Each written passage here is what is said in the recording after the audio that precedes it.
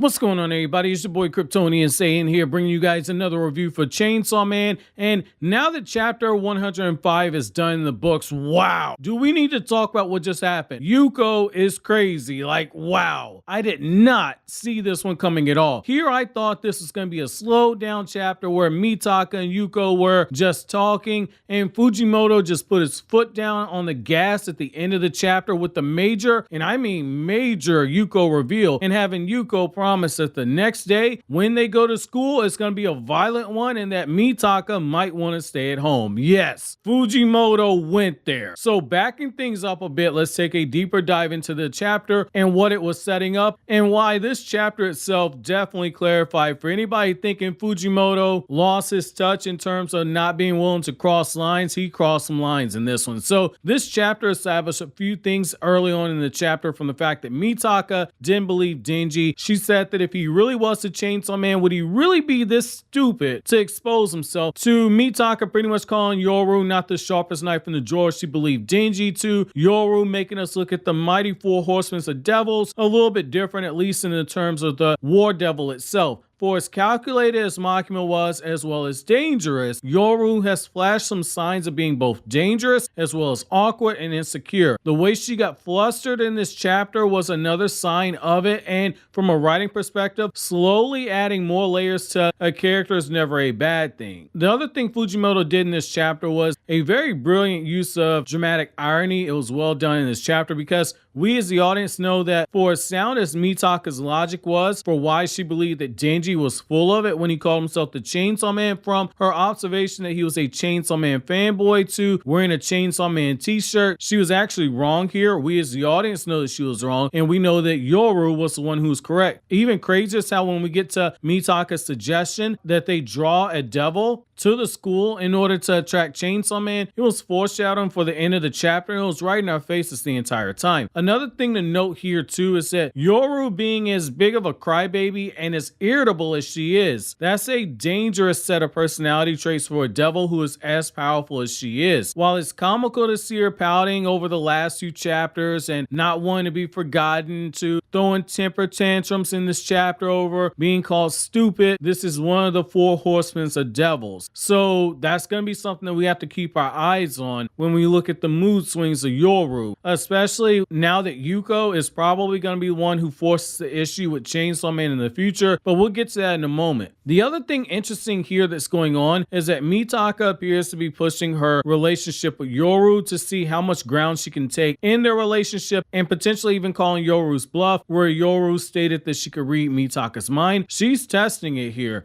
She has the line where she says maybe she can tame her. She's thinking it to herself, and we didn't see Yoru try to correct her at all. She's being openly sarcastic with Yoru, and she's even telling Yoru to come up with a plan to try and catch the Chainsaw Man. And here's the thing, it almost feels as if Yoru made the mistake by opening up to Mitaka, because Mitaka's whole energy has slowly begun to shift here, but that could just be me. Yoru does have 50% of her brain, so she should be able to hear her thoughts if she wasn't bluffing in chapter 99. Now that's where the story takes a bit of a shift. So Fujimoto just proceeds to mindfuck the hell out of us the entire time from this point onward. The conversation between Yuko and Mitaka, it starts out as normal as you think it would. Yuko is just sitting there with Mitaka. They got the drinks on the ground if they want to share them, and that's where things get weird and Fujimoto begins to ramp it up. Mitaka and Yuko begin sharing their secrets with each other. First, Mitaka tells the story how she peed on herself in school one day and then she lied about it, calling it sweat, and how all her classmates just went along with it. Then we see Yuko after she's done laughing so hard that her damaged leg begins to start hurting her. Yuko literally takes the time to think to herself, now is as good a time as any to admit that I've committed murder. Chances are, if you're like me, Yuko being a killer was not on your bingo card for Chainsaw Man Part 2. Here, I thought Fujimoto was just setting her up to be killed later on, and he very likely still is setting her up to be killed later on. But geez,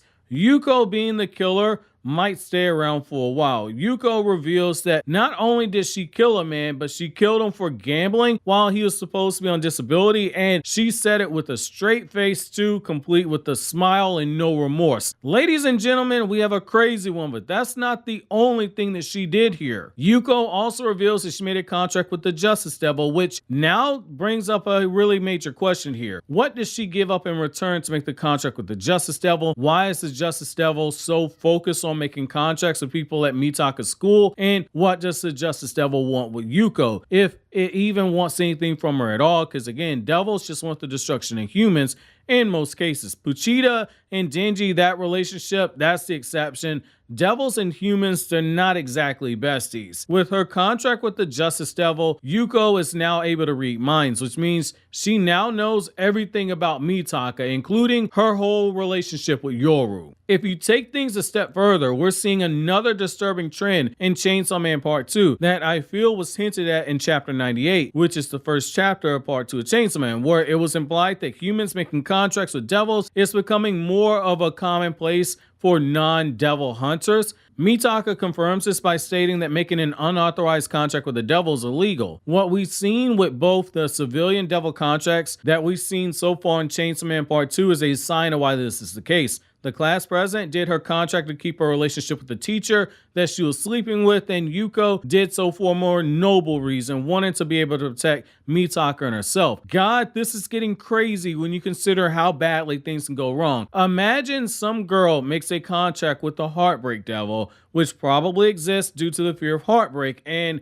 they do it because their boyfriend was caught sleeping with their mother. Or some guy breaks up with his girlfriend because he found out the whole starting five ran a train on his girlfriend. Making contracts on a whim like this with devils this powerful, it can lead to some disastrous results. This makes you look at that sweet old man and his dog as potential victims at some point as well coming up, because if she killed a guy for gambling while he was on welfare, what is she gonna do with the dog pees on the sidewalk? Or what is she gonna do if the man while walking the dog doesn't pick up the dog poop because say his back hurts or something? Yoru's gonna start collecting some bodies if that's the case. Then we got the even bigger reveal where Yuko tells Mitaka, yeah, I have the bodies in my backyard that I can show you, but also Mitaka, I'm gonna take care of those bullies at school for you. She literally tells her, do not come to school tomorrow. Find something else to do, but you don't want to be at school. Good grief. That's walking a fine line of the actor school shooter reality, but given Japan doesn't really have a school shooter problem like we do in the United States, that's not likely the intentional cause here. However, I do think it's possible that the Japanese version just went all the way there here. And I think if that's the case, her telling her she's going to wipe out all the bullies at school tomorrow, that's going to be huge. And it just brings us back to Mitaka telling Yoru that they can use a devil